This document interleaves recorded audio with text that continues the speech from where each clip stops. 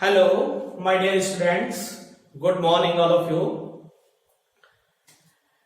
In this session, आज हम लोग कक्षा 11 की भौतिक विज्ञान विषय देखेंगे। तो हमने 4 चैप्टर्स कंप्लीट कर लिए हैं। हमारा सदिश विश्लेषण का चैप्टर चल रहा है। हम वेक्टर एनालिसिस पर डिस्कस कर रहे हैं। लास्ट वीडियो में हमने दो सदिशों के अदिश गुणनफल की चर्चा की थी। दो सदिशों से प्राप्त होने वाली राशि जब जो है अदिश होती है तो हम उसको अदिश गुणनफल या स्केलर प्रोडक्ट या डॉट प्रोडक्ट या स्केलर गुणनफल कहते हैं। इस वीडियो का लिंक डिस्क्रिप्शन बॉक्स में है, आप उसको इजीली देख सकते हैं, क्योंकि वो चैप्टर वो टॉपिक जब आपका कंप्लीट हो जाएगा ये आपको तब बेहतर ढंग से समझने में आसानी होगी। और दोनों टॉपिक्स जो है आपके एग्जाम के लिए बहुत इंपॉर्टेंट है। कंपटीशंस के लिहाज से डॉट प्रोडक्ट और जो क्रॉस प्रोडक्ट है आपका माने अदिश गुणनफल और सदिश गुणनफल बहुत ही महत्वपूर्ण टॉपिक है। आज हम दो सदिशों का सदिश गुणनफल को सबसे पहले तो ये समझ लीजिए, जब दो सदिशों को हम गुणा करते हैं और प्राप्त होने वाली राशि क्या होती है, सदिश होती है, तो उसको हम सदिश गुणनफल कहते हैं। क्या कहते हैं? सदिश गुणनफल कहते हैं। चूंकि अंग्रेजी में इसको वेक्टर कहते हैं, इसलिए इसको हम क्या कहते हैं, वेक्टर प्रोडक्ट भी कहते हैं। ठीक है, यहां पर जब दोनों को गुणा किया जाता है, ठीक, तो गुणे के लिए जो चिन्ह का इस्तेमाल होता है वो गुणा क्रॉस का होता है, इसलिए इसको हम क्या कहते हैं, क्रॉस प्रोडक्ट भी कहते हैं। क्या कहते हैं? Cross product. और इसको वेक्टर गुणनफल भी लिखते हैं, वेक्टर गुणनफल। तो ये इसके नाम है कौन कौन से, सदिश गुणनफल, वेक्टर प्रोडक्ट या वेक्टर गुणनफल। चूंकि इसमें गुणे के लिए क्रॉस का इस्तेमाल करते हैं, इसलिए इसको हम क्रॉस प्रोडक्ट भी कहते हैं। क्या कहते हैं? Cross product. ये इसके नाम है, सदिश गुणनफल, वेक्टर प्रोडक्ट, क्रॉस प्रोडक्ट या वेक्टर गुणनफल। इसको इरेज कर देते हैं यहां से। अब हम बात करते हैं ये होता क्या है। जब दो भौतिक राशियां जो कि सदिश हैं, दो सदिशों का सदिश गुणनफल सदिश राशि होती है जिसका परिमाण उन दोनों सदिशों के परिमाणों के तथा उनके बीच जो कोण बनता है, जैसे एक सदिश आपका ए है और दूसरा सदिश बी है और इन दोनों के बीच क्या है, थीटा कोण बनता है, तो उनके बीच की कोण की ज्या माने साइन के गुणनफल के बराबर होता है। इसकी दिशा दोनों सदिशों के लंबवत होती है। इसकी दिशा क्या होती है, देखिए इधर ये आपका वेक्टर ए है, ये वेक्टर बी है। इसकी जो न्यूमेरिकल वैल्यू होती है ए क्रॉस बी, अगर ये वेक्टर ए बी है तो इस मैट के फॉर्म में जो एरिया होगा उसी एरिया के बराबर ए क्रॉस बी की वैल्यू होती है। और इसकी दिशा क्या होती, चूंकि ये कैसी राशि है, सदिश राशि। कैसी राशि है? सदिश। इसलिए इसकी दिशा जो होती है दोनों वेक्टर जिस तल में होते हैं उस तल के लंबवत होती है। यहां पर ए क्रॉस बी जो है इस मैट के एरिया के बराबर है और जो ये लाइन खींची गई है ऊपर, इसकी न्यूमेरिकल वैल्यू इस एरिया की क्या है, बराबर है, और उसका मान क्या है, ए क्रॉस बी है। हम ये मान लेते हैं कि इस दिशा में जो एकांक सदिश है, आपने एकांक सदिश के बारे में पढ़ा, ऐसा सदिश जिसका परिमाण एक होता है उसको हम एकांक सदिश कहते हैं। तो ये यूनिट वेक्टर एम क्या है, ए क्रॉस बी की दिशा में एकांक सदिश है। माना दो वेक्टर ए व वेक्टर बी परस्पर कैसे हैं, थीटा कोण पर हो, तो ए क्रॉस बी बराबर A B sine theta unit vector M. इसको क्या पढ़ते हैं, unit vector M. A cross B बराबर A B sine theta unit vector M. A cross B बराबर A B sine theta unit vector M होता है। ठीक, इसकी दिशा दोनों तलों के जिस तल में दोनों वेक्टर होते हैं उस तल के सदैव क्या होती है, लंबवत होती है। इसके कुछ उदाहरण हैं, देख लीजिए। पहला उदाहरण है टा बराबर आर क्रॉस एफ।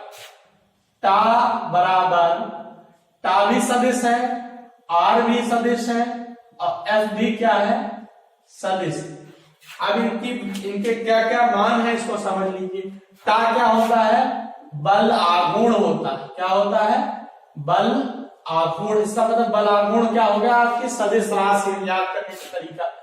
आर क्या होती है, हर स्थिति में वृत्तीय पथ की त्रिज्या होती है, वृत्तीय पथ की त्रिज्या। और एफ क्या है, वो आपका बल है। तो ये सब क्या हो गए, सदिश राशियां हो गई।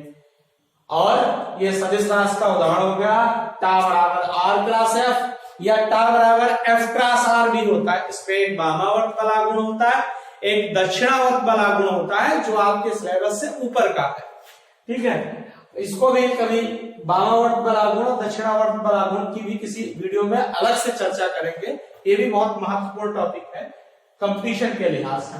जे बराबर आई ओमेगा, जे आई और ओमेगा ये क्या होते हैं, जे बेटा जो है वो कोणीय संवेग है। क्या है, कोणीय संवेग है। आई क्या है, जड़त्व आघूर्ण है। क्या है, जड़त्व आघूर्ण।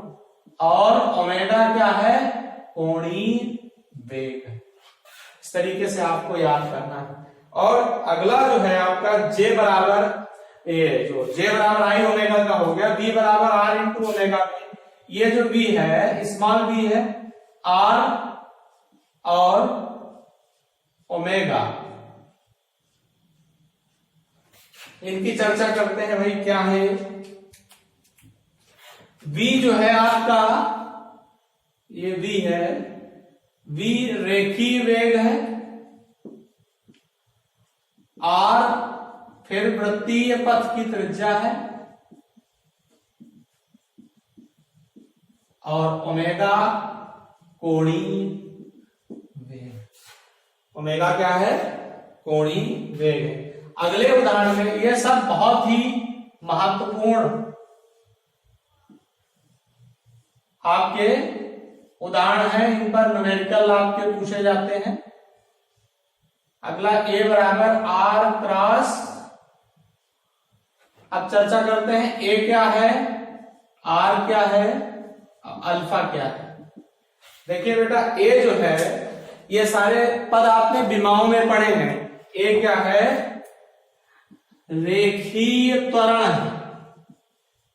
और अल्फा क्या है, सॉरी हाँ अल्फा क्या है, ये कोणीय त्वरण है। और आर क्या है, वृत्तीय पथ की त्रिज्या। ये जितने भी सूत्र हैं, इन सभी सूत्रों का उपयोग वृत्तीय पथ की गति में हम विधिवत रूप से पहले इनको डेरिवेशंस को पढ़ेंगे और उनकी जो अनुप्रयोग भी हैं उनको भी पढ़ेंगे। यहां पर जब डॉट प्रोडक्ट और क्रॉस प्रोडक्ट के न्यूमेरिकल सॉल्व करेंगे तो उसमें जब ये वैल्यूज निकालनी होगी तो हमें ये चार फार्मूले बहुत ही जरूरी है, ये इंपॉर्टेंट है, इनको आपको बिल्कुल रट के रखना है।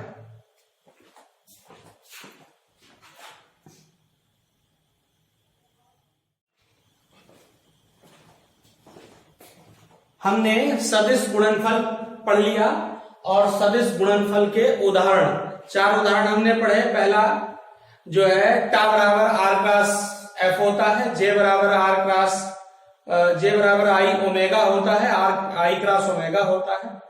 और आपने पढ़ा वी बराबर आर इंटू ओमेगा होता है, आर क्रॉस ओमेगा होता है, ए बराबर आर क्रॉस अल्फा होता है। ये चार अनुप्रयोग आपने पढ़े। अब आप सदिश गुणनफल के गुण पढ़ेंगे। गुण मतलब प्रॉपर्टी ऑफ वेक्टर प्रोडक्ट्स पढ़ने जा रहे हैं। पहला, ये क्रम विनिमय नहीं होता। ये क्रम विनिमय नहीं होता है, इसका मतलब है कि A cross B is not equal to B cross A. A cross B is not equal to B cross A. ये बराबर नहीं होता है। A cross B B cross A के बराबर नहीं होता है, तो फिर होता क्या है कि A cross B is equal to negatively B cross, ये निगेटिव बराबर होता है। अब इसको हम हल करेंगे या इसकी उपपत्ति करके देखते हैं, इसका प्रूवमेंट करते हैं। कैसे? हम बी क्रॉस ए की बात करते हैं। ए क्रॉस बी बराबर हमें पता है, क्या पता है कि ए क्रॉस बी बराबर A B sine theta unit vector N होता है। तो हमने मान लिया ये वेक्टर बी बना दिया, ये वेक्टर क्या बना दिया, ए बना दिया। तो इन दोनों का जब हम क्रॉस प्रोडक्ट लेंगे तो वो इस एरिया के इक्वल होगा।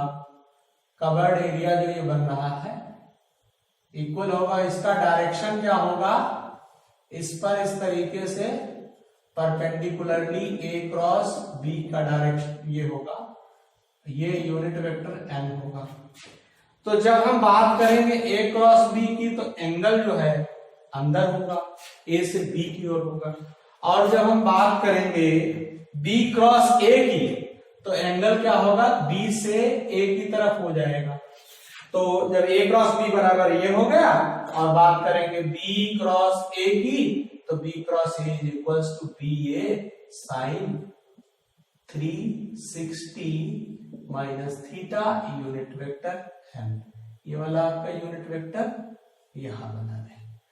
इसको सॉल्व करेंगे, बी क्रॉस ए बराबर B A sine 360 minus theta की जो वैल्यू होती है वो माइनस साइन थीटा होती है और यूनिट वेक्टर एन। माइनस बाहर आ जाएगा, ये आपका बी ए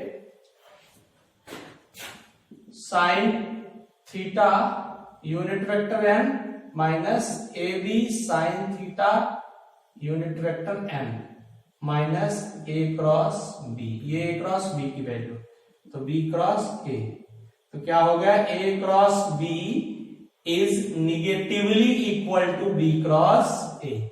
ये क्रम में नहीं होता है, इसमें फेर पलट देने से, फेर कर देने से, दोनों का पद बदल देने से वैल्यू की जो वैल्यू है वो चेंज हो जाती है।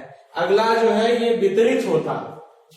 नंबर 2 यह वितरित होता है, वितरित होता है।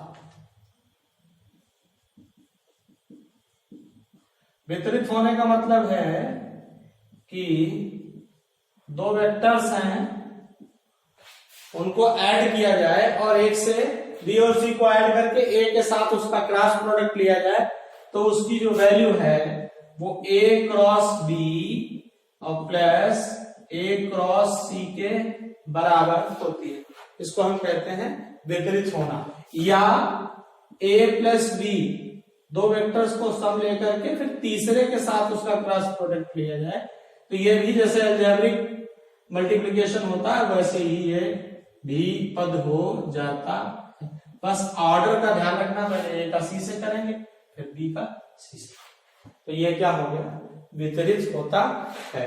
अब जो तीसरी प्रॉपर्टी है सदिश गुणनफल सहचर्य होता है। सदिश गुणनफल क्या होता है, सहचर्य होता है। तीसरी जो प्रॉपर्टी है सदिश गुणनफल क्या होता है, सहचर्य होता है। अब इसकी बात हम करते हैं। सहचर्य होने का मतलब यह है कि अगर मान लो कि कोई वेक्टर ए है और दूसरा वेक्टर क्या है, बी है। ए को एम से गुणा कर दिया जाए और बी को क्या किया जाए, एम से गुणा कर दिया जाए। मान लो इसको हम एम और एन से करते हैं, ऐसे कर लें, कहने में अच्छा लगेगा। एम और एन से गुणा करें तो इसका मान क्या होगा, M A N B sine theta unit vector N. ये रियल नंबर्स हैं और वहां पर वो क्या है, यूनिट वेक्टर एन, इसकी डायरेक्शन। तो इसको हम क्या कर सकते हैं, ये नंबर्स हैं तो इसको हम N A M B sine theta unit vector N भी लिख सकते हैं। या ऐसा कर देने से इसको हम एम या N A cross M B भी लिख सकते हैं, ऐसे भी लिखा जा सकता है, या एन एम बाहर निकाल लें, ए क्रॉस बी भी लिखा जा सकता है। तो इसका मतलब ये हो गया कि यहां से M A cross N B बराबर N A cross M B बराबर N M A cross B. संचय का मतलब एसोसिएट्स है ना, ये इसके साथ भी एसोसिएट कर जाएगा, ये इसके साथ भी एसोसिएट, आपस में इंटरचेंज भी हो जाएंगे। तो ये आपकी तीसरी प्रॉपर्टी हो गई कि सदिशों का गुणनफल सहचर्य होता है। सदिशों का गुणनफल क्या होता है? सहचर्य होता है। अब जो चौथी प्रॉपर्टी है वो बहुत इंपॉर्टेंट है कि दो परस्पर समांतर सदिशों का सदिश गुणनफल। चौथी प्रॉपर्टी क्या है? दो परस्पर समांतर सदिशों का सदिश गुणनफल शून्य होता है। बेटा यही न्यूमेरिकल में पूछी जाएगी प्रॉपर्टी, इसी पर ज्यादातर पूछना चाहते हैं। मान लो वेक्टर ए ये है और दूसरा वेक्टर क्या है? बी है। ये अगर दोनों परस्पर क्या है? समांतर हैं, तो समांतर होने की अवस्था में थीटा बराबर क्या हो जाएगा? 0 हो जाएगा। दो वेक्टर अगर समांतर होते हैं तो उनके मध्य कैसा कोण बनता है? शून्य उसका कोण बनता है। हम इसको सॉल्व करते हैं। ए क्रॉस बी बराबर A B sine theta unit vector n माने A B sine 0 unit vector n। और आपको पता है कि साइन 0 g इज 0। ये आपकी बहुत ही इंपॉर्टेंट प्रॉपर्टी आ गई कि दो समांतर सदिशों का जो गुणनफल होता है, दो समांतर सदिशों का सदिश गुणनफल वो कैसा होता है? शून्य होता है। दो समांतर सदिशों का सदिश गुणनफल क्या होता है? शून्य होता है। अब हम बात करेंगे दो परस्पर लंबवत सदिशों का गुणनफल उनके परिमाणों के गुणनफल के बराबर होता है। पांचवी प्रॉपर्टी है हमारी कि दो परस्पर समांतर नहीं, दो परस्पर लंबवत सदिशों का सदिश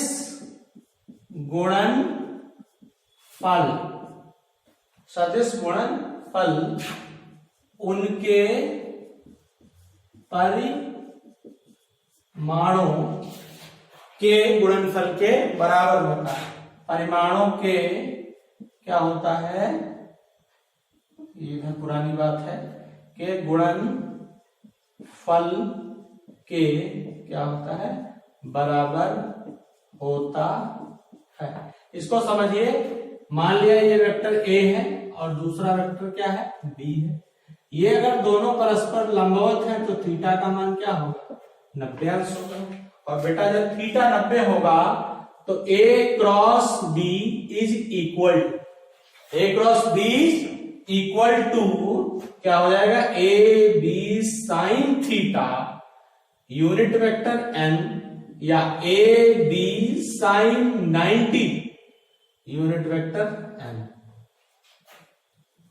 साइन 0 0 होता है और साइन 90 की वैल्यू क्या होती है? 1 होती है। तो यहां पर A B unit vector N आ जाएगा, या ए क्रॉस बी का जो न्यूमेरिकल वैल्यू है वो ए बी के बराबर होगा।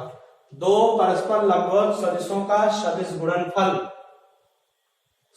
गुणनफल उनके परिमाणों के गुणनफल की क्या होता है? बराबर होता है। यहां पर थोड़ी सी चीज और ऐड कर लीजिए, सदस्य गुणनफल का परिमाण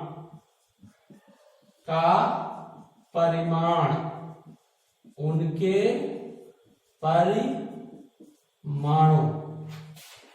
परिमाणों के गुणनफल के क्या होगा, बराबर होगा। ये आपकी प्रॉपर्टी नंबर 5 कंप्लीट हो गई। अगली प्रॉपर्टी है, किसी वेक्टर का अगर उसी वेक्टर से क्या किया जाए, स्केलर वेक्टर प्रोडक्ट लिया जाए, किसी राशि का या किसी सदिश का उसी सदिश से सदिश गुणनफल शून्य अथवा शून्य वेक्टर होता है। इसको यही रेस करते हैं।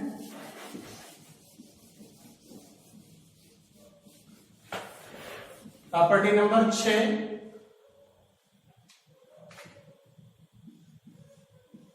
किसी सदिश का उसी सदिश के साथ सदिश गुणनफल, किसी सदिश का उसी सदिश के साथ सदिश गुणनफल शून्य अथवा शून्य वेक्टर होता। शून्य वेक्टर माने शून्य सदिश होता है। आप हिंदी में लिख रहे हैं तो पूरा हिंदी ही लिखते चले जाइए, सदिश होता। अब इसको हम क्या करते हैं, मान लेते हैं ए वेक्टर ए है, ए का ए के साथ ही क्रॉस प्रोडक्ट लिया जाए तो A cross A is equals to A sine किसी वेक्टर, कोई भी वेक्टर स्वयं के साथ शून्य अंश का कोण बनाता है। ऐसा कोण बनाता है शून्य अंश का, ये वेक्टर ए है तो sine theta unit vector M, ये ए साइन 0 यूनिट वेक्टर है, सब क्या हो जाएगा 0 हो जाएगा। तो ये बेटा आपकी प्रॉपर्टी कंप्लीट हो गई। किसी सदिश का उसी सदिश के साथ सदिश गुणनफल क्या होता है, शून्य अथवा शून्य वेक्टर होता है। अगली प्रॉपर्टी जो है वो लंब कोणीय एकांक सदिशों में है, इसको समझते हैं। 7 नंबर की लंब कोणीय एकांक सदिश आई जे के सदिश गुणन फलों में निम्न संबंध होता है। इसके 2 संबंध हैं, वो आपको समझने हैं। पहला ये संबंध देखिए भाई कि I cross J is equals to J cross K होता है। आई क्रॉस जे बराबर जे क्रॉस आई, लेकिन कैसा निगेटिवली, और वो के बराबर होता है। देखिए हमें क्या लिखना है, आई लिखना है, आई के बाद जे लिखना है और जे के बाद हमें के लिखना है और के बाद हमें फिर आई लिखना है। ये हमारी साइकिल चलेगी, इसी का हमारा चक्रण चलेगा, ठीक है ना बेटा। आई के बाद जे के बाद के। तो इसको कैसे समझेंगे, ऐसे समझ लीजिए, आई और जे और के। आई के बाद क्या लिखा जाता है, जे के बाद के और के बाद फिर आई। तो आई का जे से कराएंगे क्रॉस प्रोडक्ट, जे क्रॉस आई के बराबर होगा और ये के बराबर होगा। जे का के से माइनस के क्रॉस आई के बराबर होगा और ये क्या होगा, जे के आई होगा, और के का आई से कराएंगे, ये माइनस आई क्रॉस के होगा और ये जे होगा। इसको बेटा समझिए, देखो आई का जे से कराएंगे, आई क्रॉस जे, आई क्रॉस जे बराबर माइनस जे क्रॉस आई होगा, क्योंकि ये क्रम विनिमय नहीं होता, ये क्या होता है, क्रम विनिमय नहीं होता। तो इसका मान आई क्रॉस जे का मान के कैसे आता है ये समझ लीजिए। देखिए आई क्रॉस जे बराबर क्या होगा, आई भी यूनिट वेक्टर है और इसको मल्टीप्लाई करेंगे तो जे दोनों के मॉड लिखेंगे, फिर उसके बीच कोण लिखेंगे, साइन 90 होगा, साइन 90 की वैल्यू 1 होती, और आई और जे के दोनों के लंबवत वेक्टर कौन होता है, के होता है। इसलिए आई क्रॉस जे का मान किया जाता है, और जे क्रॉस जब के लेते हैं तो 1 गुणे साइन 90, और इन दोनों वेक्टरों के जे और के लंबवत कौन होता है, आई, इसलिए इसका मान आई आ जाता है। और जब के क्रॉस आई लेते हैं 1 गुणे साइन 90, और ये क्या होगा, जे, तो ये क्या आ जाता है, जे आ जाता है। अगली जो प्रॉपर्टी है वो आई क्रॉस आई बराबर जे क्रॉस जे बराबर के क्रॉस के बराबर 0 होती है। इसका मान क्या होता है, 0 होता है।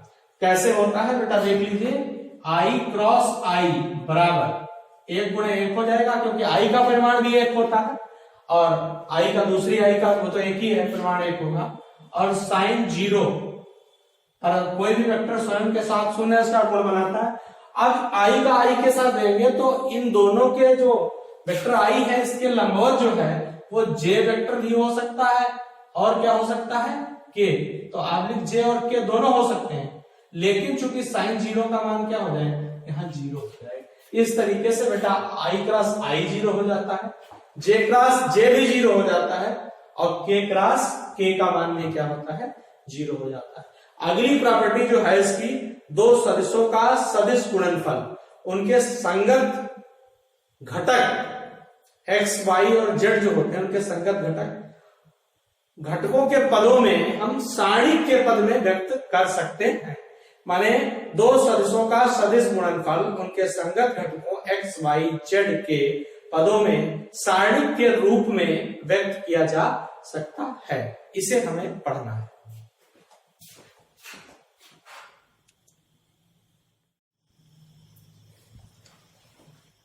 सदिशों के गुणनफल के गुण के बारे में हम चर्चा कर रहे हैं।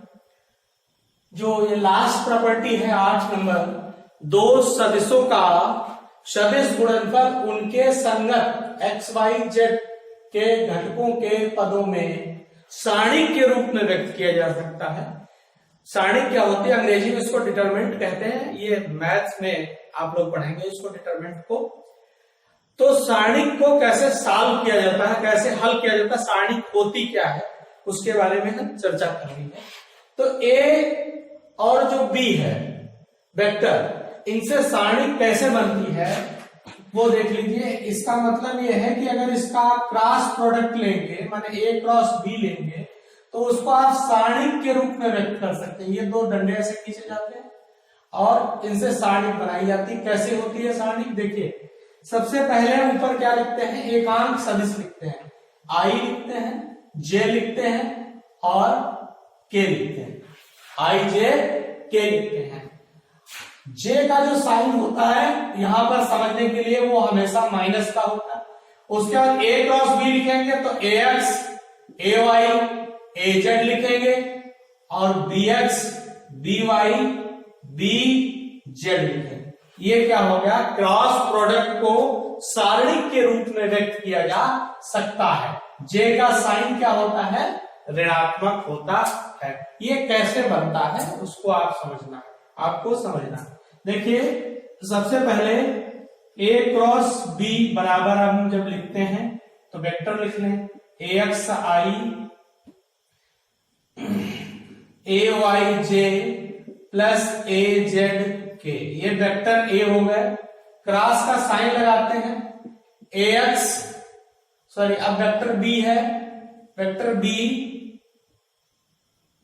लिखते हैं बी एक्स आई प्लस बी वाई जे प्लस बी जेड के, ये हमने वेक्टर बी। अब जैसे गणित में बीजगणित में गुणा ए क्रॉस बी लिखेंगे तो उसके लिए ये ए पहले लिख देंगे, A X A Y A Z, B X B Y B Z, ऐसे लिखेंगे। ए क्रॉस बी बराबर A X I A Y J A Z K cross B X I B Y J B Z K, ये हमने लिख दिया, ये उधर का पार्ट है। अब इसको हम क्या करते हैं, इसको हम सॉल्व करते हैं गणितीय रूप में, इसको तीनों पदों से गुणा कराते हैं। तो आपका ए क्रॉस बी का जो पहला पद बनेगा वो ए एक्स बी एक्स बनेगा, आई क्रॉस आई बनेगा, गुणांक का गुणांक के और आई का आई के साथ, इसको पहले रखते हैं, इसको बाद में रखते हैं, plus A X B Y I cross J दूसरा पद हो गया, इसको तीसरे से कराएंगे A X B Z I cross K तीसरा पद हो गया, प्लस बीच वाले पद से तीनों को कराएंगे ए वाई, ये आपका वाई है, ए वाई बी एक्स जे क्रॉस आई, इसको इससे कराया, इससे, प्लस दूसरा पद आपका चल रहा ए वाई बी वाई जे क्रॉस जे, प्लस तीसरा पद कराया ए Y B Z J cross के, दूसरा पद हो गया। अब इसका तीसरा पद लेते हैं ए जेड बी एक्स के क्रॉस आई, प्लस ए जेड बी वाई दूसरे पद से कराया के क्रॉस आई, सबके ऊपर कैप लगेंगी, आई जे के ऊपर, आई जे के ऊपर कैप जरूर होगी, और तीसरा पद आपका होगा ए Z B Z K cross के। आपने अभी जो नियम पढ़े हैं कि आई क्रॉस आई बराबर जे क्रॉस जे बराबर के क्रॉस के, तो इन नियमों के आधार पर जो आपने 9 पद प्राप्त किए उसमें ये वाला पद, ये वाला पद और ये वाला पद, इनके मान क्या हो जाएंगे, शून्य हो जाएंगे, मान क्या हो जाएंगे, शून्य हो जाएंगे। आपके पास अब जो पद बचे हैं उनमें थोड़ा सा हम एक क्रम स्थापित करते हैं। आपका बीच का ये जो पद बचा ए X B Y I cross जे बचा, plus A X B Z, देखिए हम क्या करते हैं आई क्रॉस के, आई क्रॉस जे, जे क्रॉस के क्रॉस आई के ऑर्डर में कन्वर्ट करते हैं, ये आई क्रॉस के है इसलिए इसका मान के क्रॉस आई हो जाएगा, और ये कैसा होगा, माइनस का। क्यों? क्योंकि अदिश गुणनफल क्रम विनिमय जो है वो नहीं होता, अदिश गुणनफल क्रम विनिमय नहीं होता। फिर उसके बाद हम आते हैं दूसरी लाइन में, दूसरी लाइन में क्या होगा, प्लस का साइन रहेगा और ए वाई बी एक्स, अब जे क्रॉस आई है इसको हम आई क्रॉस जे में कन्वर्ट कर देंगे, ये माइनस का हो जाएगा, प्लस ए Y B Z J cross आई, जे क्रॉस आई ही रहेगा, प्लस तीसरा पद हम देखते हैं, तीसरा पद तीसरे लाइन में ये जो पद है ये आपका ऐसे ही रहेगा, ए जेड बी एक्स के क्रॉस आई, ये तो ऑर्डर में है ऐसे ही रहेगा, plus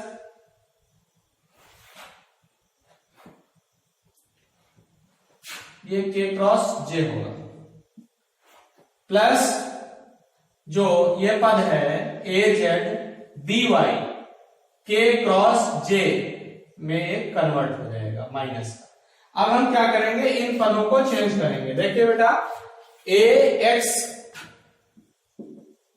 B Y I cross J, I cross जे बराबर क्या होता है, के होता है, plus A X B x minus के क्रॉस आई, तो माइनस का ये पद हो जाएगा और ए एक्स हो जाएगा, बी जेड हो जाएगा, और के क्रॉस आई के प्लेस पे हम क्या लिखेंगे, जे लिख देंगे, प्लस तीसरा पद हमारा कैसा होगा, वो भी माइनस का होगा, क्या होगा, ए वाई बी एक्स आई क्रॉस जे के प्लेस पे हम के लिख देंगे, के हो गया। उसके बाद चौथा पद हमारा क्या होगा, प्लस का साइन ए वाई बी जेड, जे क्रॉस के बराबर क्या हो जाएगा, आई हो जाएगा। फिर पांचवें पद पर आते हैं ए जेड बी एक्स, के क्रॉस आई बराबर जे हो जाएगा। ठीक है, ये पद आपका ए जेड बी एक्स है, ये प्लस का रहेगा, और लास्ट वाला पद आपका माइनस का होगा, ए जेड बी वाई और जे क्रॉस के बराबर आई होगा। यहां पर देखने की बात यह है कि ये दो आई के पद हैं, ठीक है, और ये दो पद जे के हैं। ये हम इंगित करने के लिए बना रहे हैं। अब इसमें हम आई के पदों में आई कॉमन ले लेंगे, तो आई कॉमन लेने से हमारा जो पद बचेगा वो बेटा क्या होगा, ए वाई बी जेड माइनस ए जेड बी वाई, ये दो पद बचे। माइनस जे जो है वो हम कैसा कॉमन लेंगे, माइनस का लेंगे, क्योंकि सारणिक में जे माइनस का होता है, और जे बराबर, जे कॉमन लेने के बाद ये माइनस का होगा, तो A X B Z common हो जाएगा, माइनस ए जेड बी एक्स, इसमें इन दोनों में माइनस कॉमन ले लिया तो ये पद हो गया, ये वाला पद माइनस का हो जाएगा, और जो बचे हैं उसमें के कॉमन ले लिया, तो के कॉमन लेने के पश्चात जो हमारा पद बचेगा, मार्कर अलग अलग इसलिए यूज कर रहे हैं कि आपको बेहतर ढंग से समझ में आए, ये के ए एक्स बी वाई और माइनस ए वाई बी एक्स, ये बचे। अब हम क्या करते हैं, इनको थोड़ा और परिवर्तित करते हैं, ए क्रॉस बी बराबर आई। देखिए ये जो पद हैं इनको हम ए वाई बी जेड ऐसे लिखते हैं, ऐसे लाइन खींचा। ये जो डिटरमिनेंट सारणी बनी है ये 3x3 की है, इसमें 3 रो है 3 कॉलम, इसको हम सारणी में कन्वर्ट कर रहे हैं, ये 2 रो और 2 कॉलम होंगे, ए वाई बी एक्स हो गया और बी वाई बी जेड, और यहां पर लिखेंगे बी वाई ए जेड। देखो इस पद को इससे गुणा करते हैं, इसको इससे गुणा करते हैं और ऊपर वाला पद आ जाएगा। अभी हम आपको समझाएंगे उसके बारे में। उसके बाद जे माइनस का रहेगा, जे में ए एक्स और बी जेड ऐसे लिख देंगे और बी एक्स ए जेड ऐसे लिख देंगे, प्लस के को हम इस तरीके से के का पद ए एक्स पी वाई और बी एक्स ए वाई, इसको ऐसे लिख देंगे।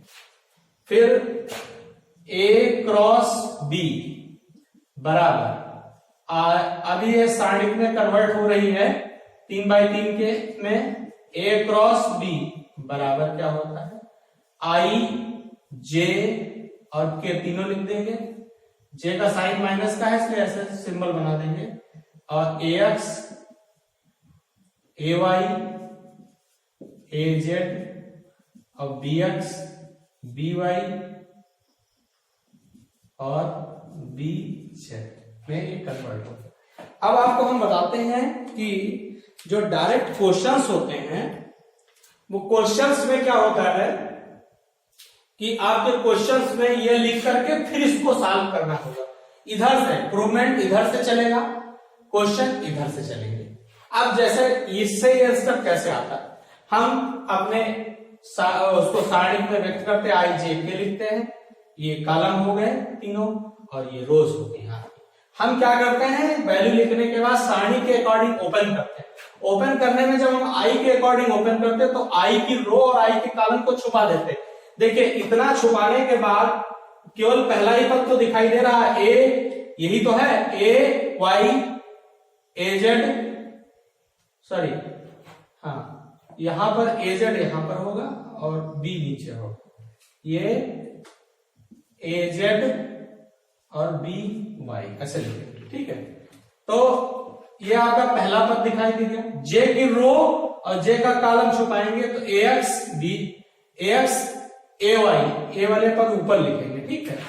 AX AY और ये आपका क्या हो जाएगा BX AZ, दूसरा पद देखिए AX BZ है और AZ यहां AZ BX होगा, ठीक है। तीसरा पद इसी तरीके से AX BY लिखा और दूसरे में AY यहां लिखेंगे, AY और BX यहां लिखेंगे, ऐसे करके लिखेंगे, ठीक है। तो हम I को जब छुपाएंगे, I की रो I के कॉलम, तो पहला पद दिखाई देगा, ऐसे लिख लेंगे, माइनस का साइन लगाएंगे। जे की रो जे का कॉलम छुपाएंगे तो AX AZ बचेगा, AX AZ BX BZ बचेगा, ऐसे लिख लेंगे। और K का पद छुपाएंगे तो K की कॉलम और K का रो छुपेगा तो AZ AY BX BZ बचेगा। इससे इस वाले पद को लिखा जाएगा और इस वाले पद को लिखने के पश्चात I लिखा। I को क्या करते हैं, ये 2x2 की सारणी है, जैसे सुई चलती है पहले इस डायरेक्शन में सुई होगी फिर ऊपर आएगी, तो इसको इससे गुणा कराएंगे AY BZ माइनस का साइन लगाते हैं, फिर इसको इससे कराते हैं, किसी को करा दीजिए, ठीक है। तो आप इसको इससे AZ BY ऐसे लिखिए, AZ BY, फिर उसके बाद कर दिया पहले, उसके बाद फिर माइनस का जे रहेगा, इसको इससे कराएंगे AX BZ लिखेंगे, फिर माइनस का साइन लगाएंगे AZ BX लिख देंगे, फिर प्लस K, फिर इसको इससे कराएंगे और इसको इससे करा देंगे, लिखेंगे। तो इस तरीके से इसको सॉल्व करेंगे। ये थ्योरी का आपका बेस है, क्रॉस प्रोडक्ट के लिए बहुत इंपॉर्टेंट प्रॉपर्टी है और ये एग्जाम में बहुत कम ही पूछी जाती है। इस पर आधारित जो न्यूमेरिकल प्रॉब्लम्स हैं वो बहुत पूछे जाते हैं। ये वीडियो सेशन आपको बहुत अच्छा लगा होगा, बहुत पसीना आ रहा है।